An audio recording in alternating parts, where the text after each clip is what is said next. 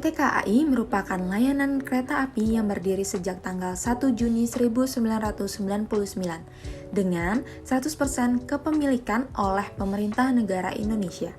PT KAI telah beroperasi di Pulau Jawa dan juga Sumatera. Wilayah operasional di Pulau Jawa dibagi berdasarkan daerah operasi atau DAOP, sedangkan Pulau Sumatera berdasarkan divisi regional atau DIFRE.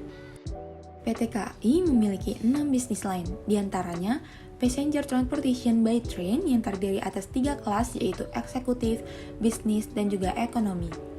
Kemudian ada Freight Transportation by Train yang terdiri atas angkutan peti kemas, batu bara, dan juga barang umum. Selain itu ada Property Management related to Railway Service, di mana akan mengangkut konstruksi dan manajemen stasiun kereta api.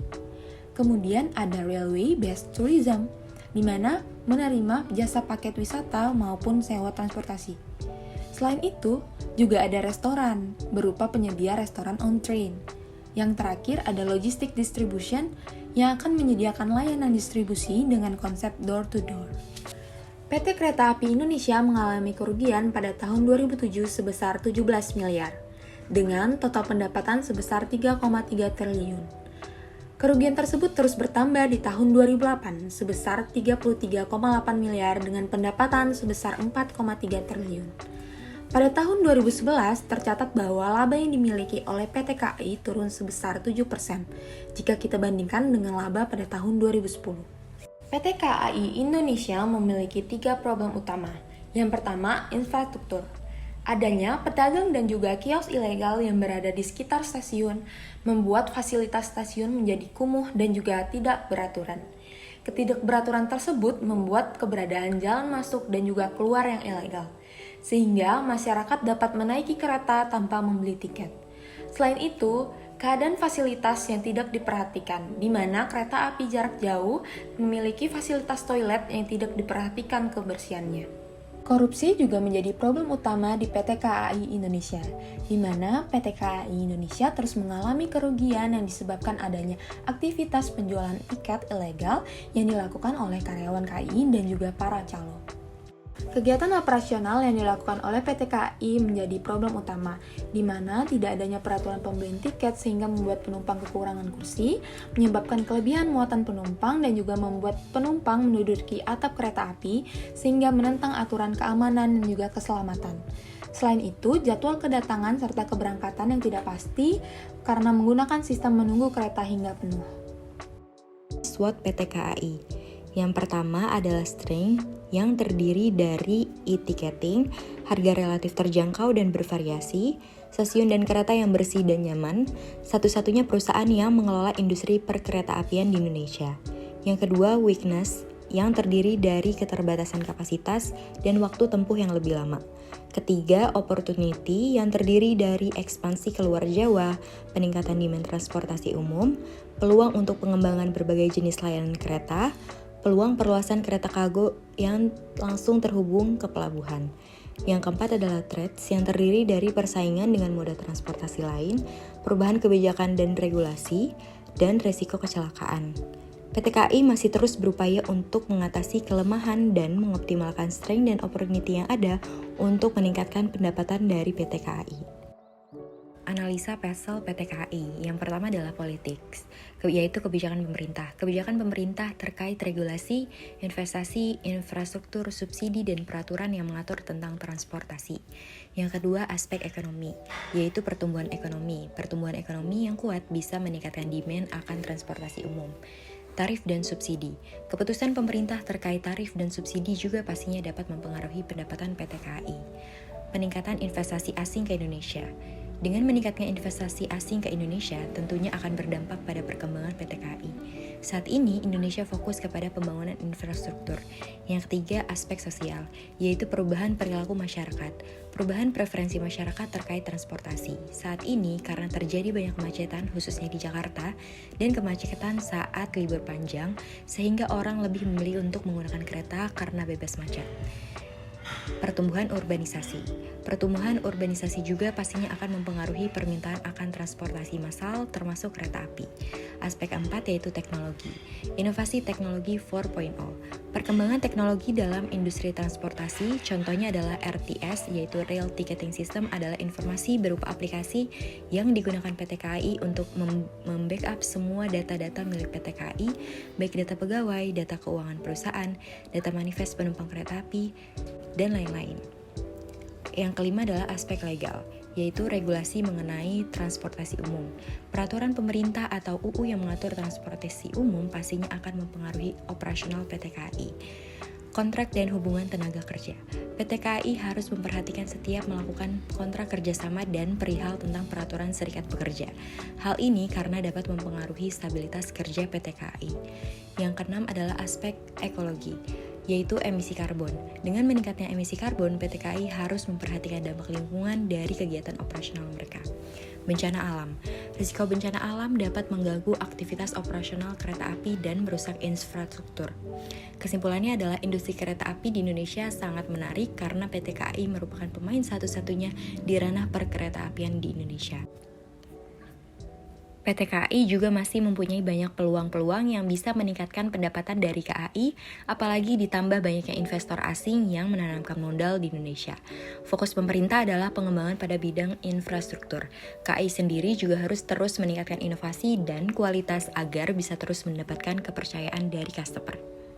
5 Porter Analysis PT KAI. Yang pertama adalah Trade of New Entrants dengan kategori low. Masuknya pesaing baru ke dalam industri kereta api Indonesia rendah karena perizinan dikendalikan oleh pemerintah. Jika ada pesaing baru, mereka juga akan membutuhkan modal yang tidak sedikit.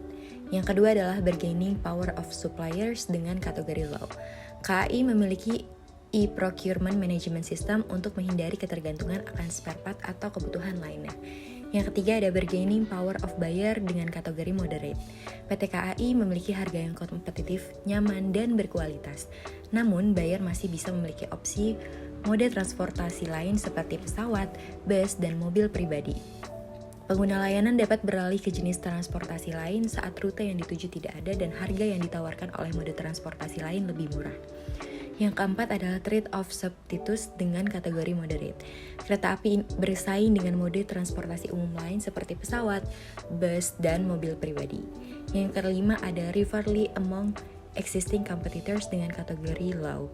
Untuk saat ini PT KAI belum memiliki pesaing sejenis karena PT KAI merupakan perusahaan kereta api terbesar dan paling dominan di Indonesia. Analisa 5 Forces Porter membantu KAI dalam memahami dinamika persaingan dan tantangan yang dihadapi oleh industri kereta api di Indonesia. Dengan pemahaman ini, KAI dapat mengembangkan strategi yang efektif untuk mempertahankan posisi pasar mereka, meningkatkan keunggulan kompetitif, dan merespon perubahan dalam industri transportasi. PT KAI termasuk Mechanistic Organization karena merupakan salah satu perusahaan BUMN yang beroperasi dalam kerangka birokrasi yang menekankan ketaatan pada aturan dan peraturan. PT KAI memiliki struktur formal dan hierarki dengan peran dan tanggung jawab yang jelas. PT KAI termasuk dalam multidivisional structure. Keuntungan multidivisional structure yang pertama adalah mengakomodasi pertumbuhan sehingga dapat meningkatkan pelayanan dan jenis produk yang ada.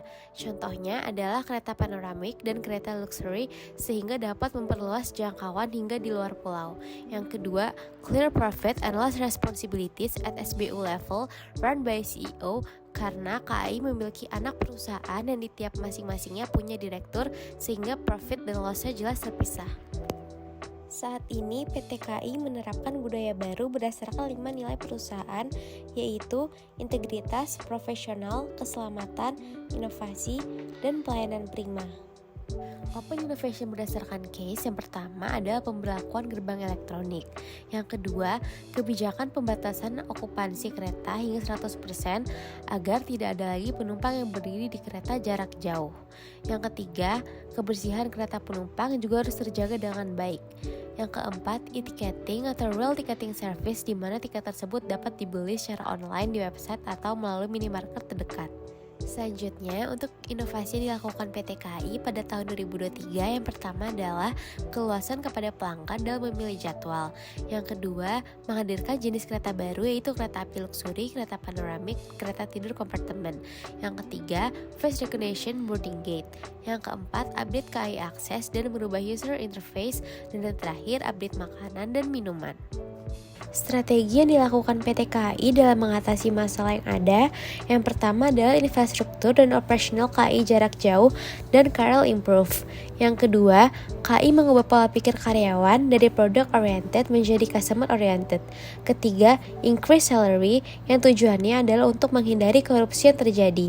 Yang keempat, KAI mengirim karyawannya ke luar negeri untuk studi banding ke perusahaan kereta api yang sudah modern agar dapat mengimplementasikannya di Indonesia.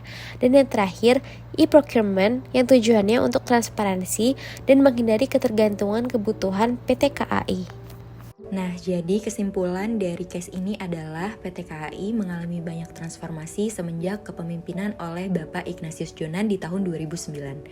Ignatius Jonan dianggap sukses karena sebelumnya PT KAI terus merugi selama bertahun-tahun dan akhirnya pada tahun 2013 bisa membukukan laba dengan transformasi yang dilakukan. Sebelumnya PT KAI berfokus kepada produk oriented dan akhirnya berubah menjadi customer oriented. Selanjutnya adalah rekomendasi. Rekomendasi yang bisa kita tawarkan adalah infrastruktur terus ditingkatkan, yaitu dengan perluasan jangkauan, penambahan kapasitas kereta, integrasi stasiun ke antar kota. Yang kedua adalah layanan, yaitu dengan peningkatan customer service, pembatalan tiket secara online. Dan yang terakhir adalah dengan meningkatkan keamanan di kereta maupun di stasiun.